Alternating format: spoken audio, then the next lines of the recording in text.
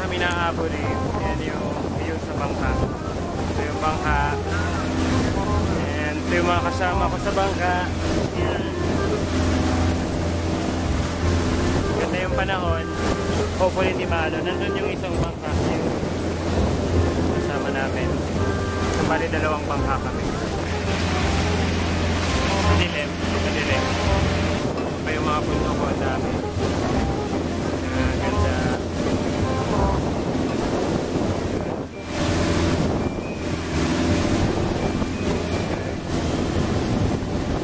Yan, ang ganda ng tubig.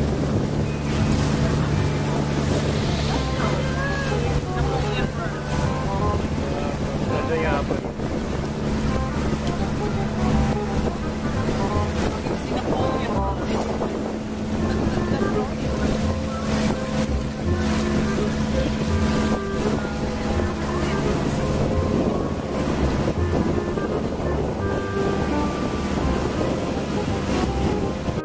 Malapit na kami sa Abu Dhabi.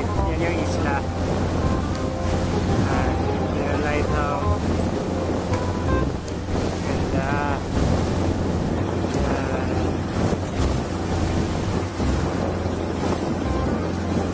Sobrang linaw ng tubig.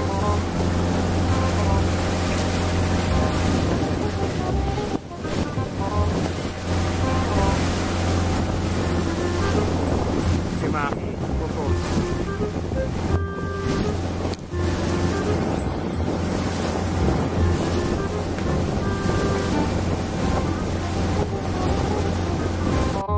So, andito tayo ngayon sa Apu Reef Natural Park sa Sablayan, Occidental Mindoro. So, June 24 ngayon. So, andito kami for work. Tapos, yun, magkakount ng ibon. Tapos, may planning din. So, ayan. Ito yung main island. Tapos, nandun sa likod yung Apu Minor or Binanggaan. Tapos, ito yung lighthouse. Yan. Pupuntahan din namin yan para tingnan yung sunset. Sarap. Kakatapos lang namin mag-snorkel at dive lesson, kaya ang itim ko.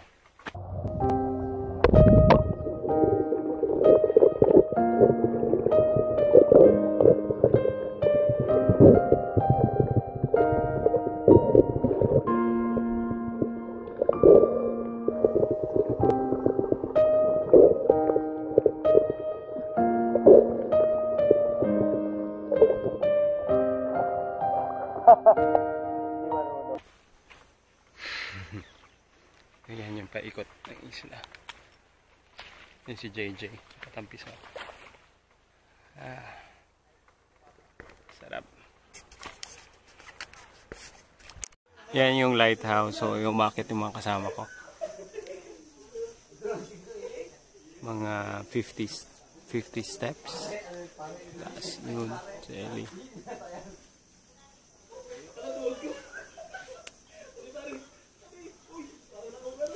Ayan, so andito na kami ngayon sa taas ng lighthouse ng Apu Reef. Ayan, si Tan, Simon, yung mga model o nagpo-post. Hi mo, annyeong. Join nila. Ayan, ito yung view. So yan doon yung mga coral reef. Joanne, can I drink? Hi! Ito yung mangrove. Yan yung mangrove. Tapos yun yung lagoon. Yan. One post, parang nawala ang pitaka post man yan. Yan yung lagoon. Tapos dito banda yung sunset mamaya. Yan, ito yung paborito kong view. Ang ganda ng corals. Nakapagbalikan siya. Yan. Nandun yung Binanggaan Island.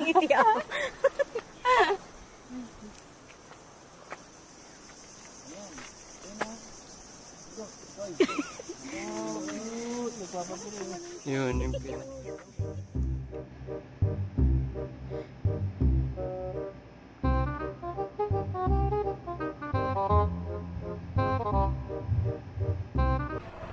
Good morning guys. So today is June 30. It's a Saturday. Wala pa rin si Mahal. Nasa Mindoro pa rin siya. Sa Tuesday pa yung balik niya. So, uwi ako ng Bulacan mamaya. Kasi pag-uusapan namin yung paglalagay ng tilapia sa fish pond. So, yun yung next project ko doon. Para yung mga pupunta sa resort, pwede na silang mamingwit pag malalaki na ng konti yung tilapia. Kasi mga 5 months pala bago siya ma-harvest. Pero siguro mga 3 or 4 months pa lang pwede nang mamingwit eh. Excuse me. So, yan, mag-breakfast muna ako din.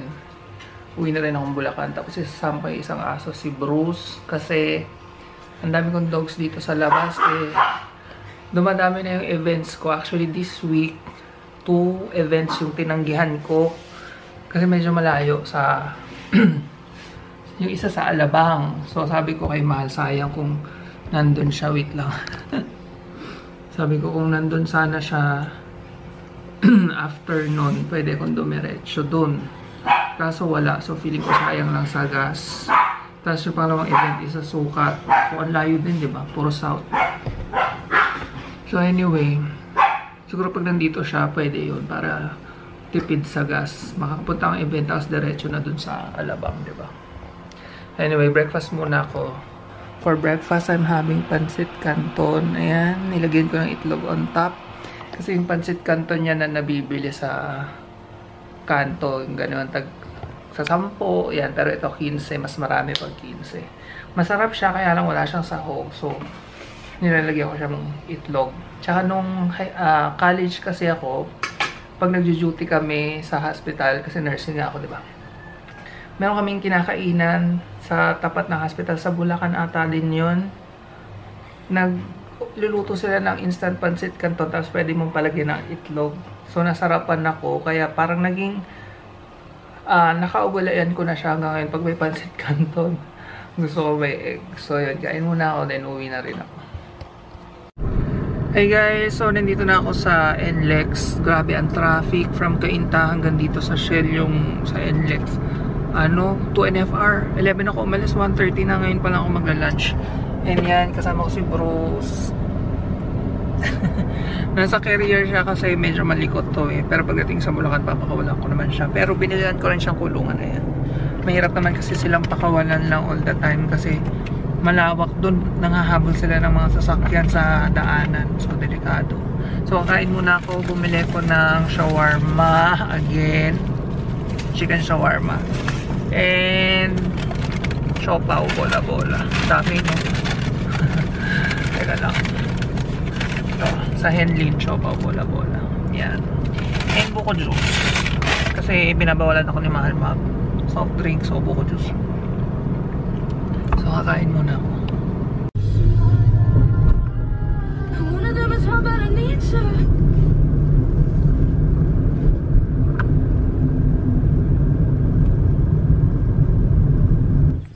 So, yan. Nandito na ako sa resort. Grabe yung putik. Lumubog ako dyan kanina. Ayan, oh. Oh my gosh, bumaha daw kasi kahapon. Ayan o, nilagyan lang ng bato-bato ng pinsan ko. Kung hindi, nako, napakalalim. Nabalaho ako kanina. Yan, inabot daw to ng baha kahapon. Pero kami naman medyo mataas pa akyat. Hindi. Kaya lang yun, maputik nga. Pero natanggal na ng pinsan ko. Aray ko, kami langgam. Yan. Nabawasan na ng konti yung putik. Bukasan ko na lang ulit. Dami lang. Ayan si Bruce, nanginginain ng damo. Masaya sila dito eh. Bruce! Saya ka ba dito? May iwan ka na. Bakit nga ba nanginginain ng damo ang aso? Itong halaman na to, grapes yan eh. Yan, pag namunga yan, maganda. Magkakaroon ng grape picking dito. Sa ngayon, maliit pa siya. Parang natutuyo pa nga. Ayan, nagre-rest muna ako. Grabe, pagod ako. Paggabi na si Bruce. Hindi ako na-inform. Nakatabi pala kita.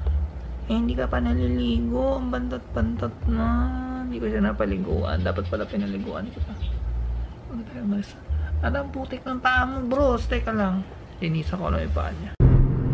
Pauwi na ako guys. Grabe, napaka hindi ng sikat ng araw ngayon. As in, yan, so beautiful. Grabe.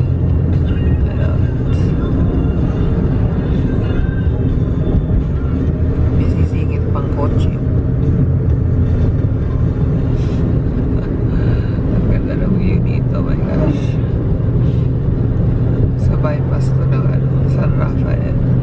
Ayan, ang ganda. My gosh. Favorite ko yung view na yan. Ang ganda.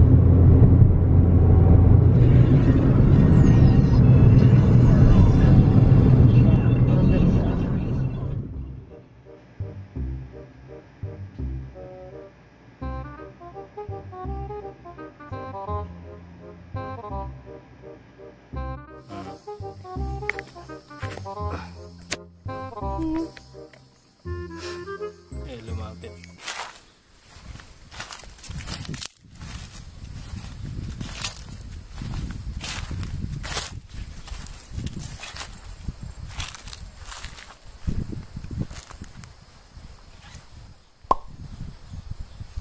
Yan, so andito na tayo ngayon sa Gene Pool. Yan, so ito yung pinakaanan nila. Walkway papunta sa Gene Pool Farm.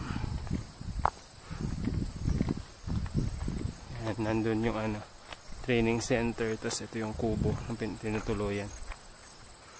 Ito yung palibot niya. Tahimik, sarap. So, ito yung parang training center ng Gene Pool. So, dito nag-held ng mga seminars, conference. Tapos dito yung merong mga information about Tamaraw. So, ayan, lahat yan mga info about Tamaraw. Yan, usually pag October, pag biocamp, nandito rin ako. Pag merong mga lectures, may mga pumunta ditong students, mga teachers. Ito may kubo, pahingahan. Ito yung palibot niya.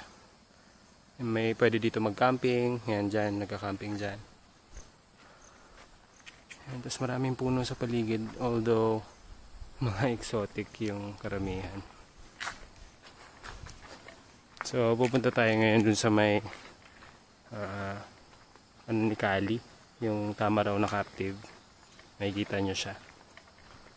Yan, so, medyo madami yung dala namin kanina. So, mabigat, mahirap mag-vlog, kaya babalik ako dun sa tulay. Papakita ko lang sa inyo yung tulay dito, galing dun sa kabilang side ng ilog papunta dito sa Gene Pool. And yung tulay, bago na siya, although medyo ilang taon na rin, pero dati kasi lang siya, parang wire, parang makapal na wire. Yun lang yung talagang tulay dito, kaya ang hirap ng access. So ngayon, iba na yung tulay, pero medyo mahina na rin uli. So kailangan na rin ng maintenance or ng repair. Ayan. So ito yung tulay papuntang Gene Pool. Doon kami galing, kabilang side. Nandun yung tricycle na sinakyan namin. Ayan. Ayan. Ito na yung tulay. Yan yung ilog ng Busuanga. Yan, dati parang ganito lang yung yung tulay. Parang mas makapal pa dito. Tapos dito siya nakalagay. Mahabang mahaba. Kakapit ka lang sa both sides dito at saka dyan para makatawid. Ayan yung Busuanga. Ayan, ganda ng view. Favorite kong tumigil dito para kumuha ng pictures, ng videos. Ayun, tahimik, malinis. Yan, kalimutan ko lang yung pangalan ng mga bundok na yan, pero ang gaganda. More grasslands tsaka brushlands na, kasi Occidental Mindoro ganun usually yung vegetation, although marami pa rin may gubat na areas. Yan, sa kabilang side, ito naman yan, lawak ng ilog. Maganda yung sunset dito actually. Yan, medyo maulap lang. Yan. Kita ba ako? Ayan. Yung itim-itim ko kasi galing kaming Apo Reef, so nag-planning tsaka bird count, so sunog ilang week, mga 10 days ako wala sa Maynila. Ay, ayan, backlight din natin dito sa kabilang side. Ayan. Ayan, sayang wala dito si Mahal. Magugustuhan niya to kasi hindi masyado mainit. Ayan, ito yung pinakamagandang view. So yan, babalik na tayo sa Gene Pool. So, mamaya siguro pwede akong pumunta kay Kali. Kaya pa ba? O pwedeng bukas. Bukas na lang. Magbablog din ako doon. Ayan, lalakad na tayo pabalik. Medyo bihira pa rin ako mag-vlog kasi nangingibago pa din. Usually pagkasama si Mahal, daw nahihiya. Pero pag ako lang, minsan nahihiya. Pero pag office mates ko kasama ko, okay lang. Pag ibang tao, medyo nahihiya. Medyo naiilang lang. Nangingibago din kasi. Ayan. So, from time to time, kumukuha pa rin ako ng videos. Ayan, pabalik na ulit tayo sa Gene Pool. Ayan. Ayan, maraming bundok dito. Yan yung ilan sa mga views. Pag dito ka sa Gene Pool,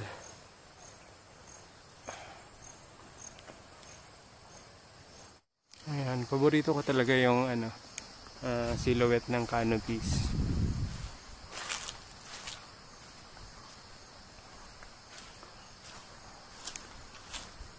Nakaka-relax siyang tingnan. Tapos ang gaganda pa ng patterns. Andito banda sa unahan, mas maraming puno. Mas makikita natin yung silhouette. Ayan. Ayan. Ganda.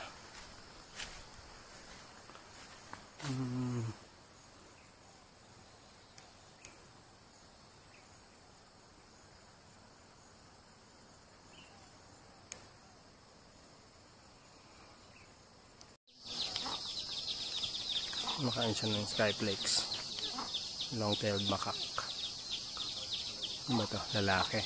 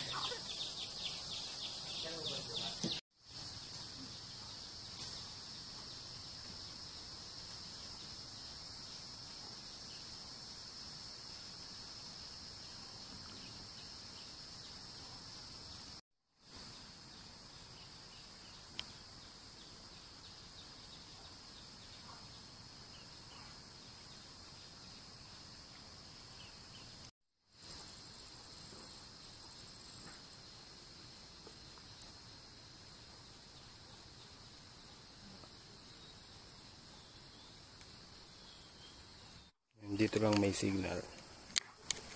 Diyan ka tatawag.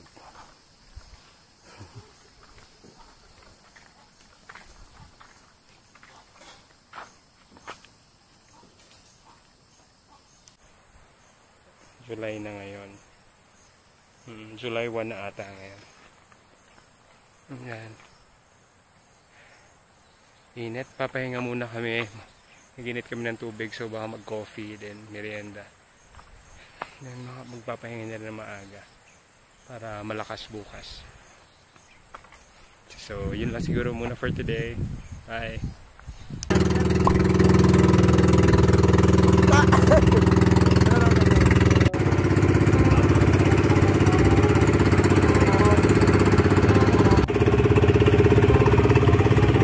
Dami nakadabo sigurado pag migration.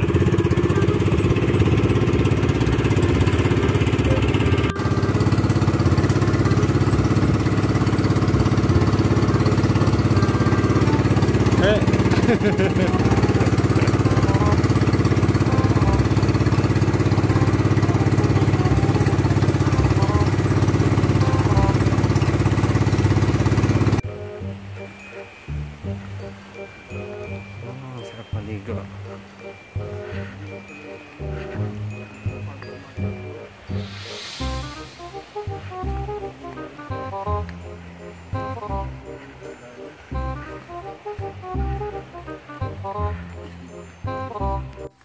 Ayan, papunta kami ngayon dun sa site ng Flying Fox.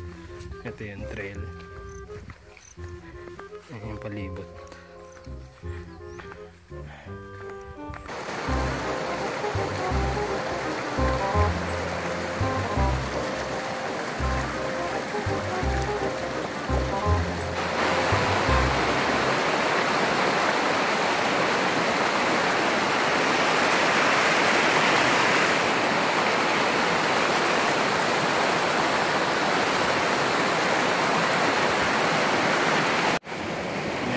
dito kami ngayon sa ilog ng Batangan. So, supposedly dito kami maghahanap ng flying fox. Pero wala pa raw sila, sabi ng mga tutubo. So, babalik kami ng mga September. So, dun banda yung flying fox na sinasabi nila. Ano ba yan? Parang dyan, sa mga puno dyan, sa lipad-lipad. Ah, sarap maligo.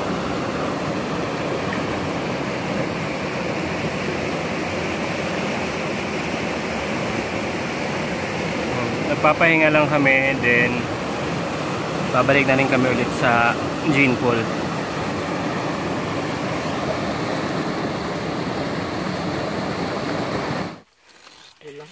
Anong labong?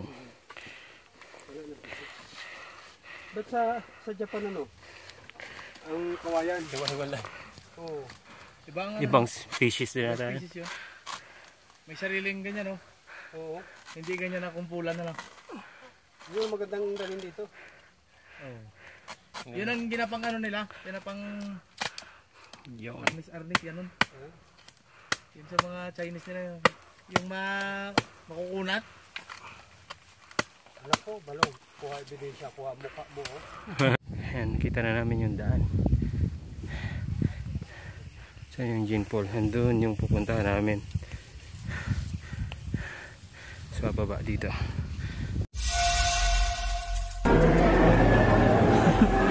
Oh, ayan na si Man. Ha? Sa taas. Kakain muna tayo. Akin na isa. Muna natin kung gusto mag-fresh na.